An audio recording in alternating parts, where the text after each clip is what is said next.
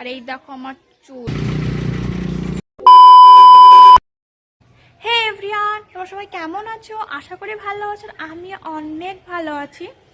আজকে ভিডিওটা এই কারণেই করা, ঘুম থেকে উঠে ভালোভাবে দেখি আমার চুলের এই অবস্থা। তো আমি তো বসে বসে ভাবি যে চুলগুলোকে কি করা যাক। তারপরে ডিসিশন নিই যে চুলগুলোকে কেটে ছোট করে ফেলবো। তো চলো, এখানে বেশি বকবো না, আগে পার্লার যাওয়া যাক, তারপরে কথা বলি।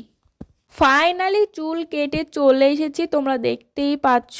আর কেমন লাগছে গাইস অবশ্যই কিন্তু কমেন্ট করে জানিও। আর সত্যি বলতে আমি চুল কাটতামই না, আমার লং হেয়ার খুবই ভালো লাগে। তো কিছু করার নেই, চুল না কাটলে তো চুলের অবস্থা খুবই খারাপ হয়ে যাচ্ছিল। তো সেই কারণে এই ডিসিশান।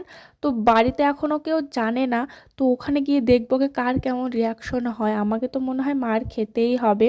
এখন আমি আছি জুগিন্দাতে, কলেজে একটু কাজ ছিল, তো কলেজে কাজটা শেষ করার পর আমি যাই পার্লার থেকে চুল কেটে আমি এখানে আসি। আর এখানে আসার মূল কারণ হচ্ছে চা খাওয়ার জন্য। ডোমকল আসবো আর চা খাবো না, এটা কখনো হতেই পারে না। আর এখানে আমাকে আলতু ফালতু বলে রাগানো হচ্ছিল, তাই আমি এরকম করছিলাম। তো চলো বেশি বকবক করবো না, বাড়ি যেয়ে তারপরে কথা বলি। তো গাইস ফাইনালি চলে এসেছি বাড়িতে।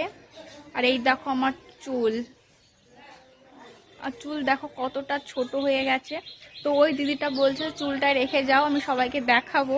তো আমি বললাম না, আমি নিয়েই যাই, আমিও সব বাড়িতে দেখাবো। তো এবার তো আমাকে চুল কেটে ফেলেছি, সব করে ফেলেছি, এবার মার হাতে মার খাওয়ার জন্য প্রস্তুত হতে হবে আমাকে। তো গাইস, তো আমাকে এর ওই চুলে কেমন লাগছে আর ফার্স্টে লং চুলে কেমন লাগছিল অবশ্যই কিন্তু কমেন্ট করে জানাবে। আর ভিডিওটা এই পর্যন্ত, তো ভিডিওটা কেমন লাগলো অবশ্যই কমেন্ট করে জানাবে। তো চলো গাইস, ভিডিওটা এখানে শেষ করলাম। তো ভালো থেকো, আর অন্য কোনো ভিডিও নিয়ে আসছি। তো বাই বাই।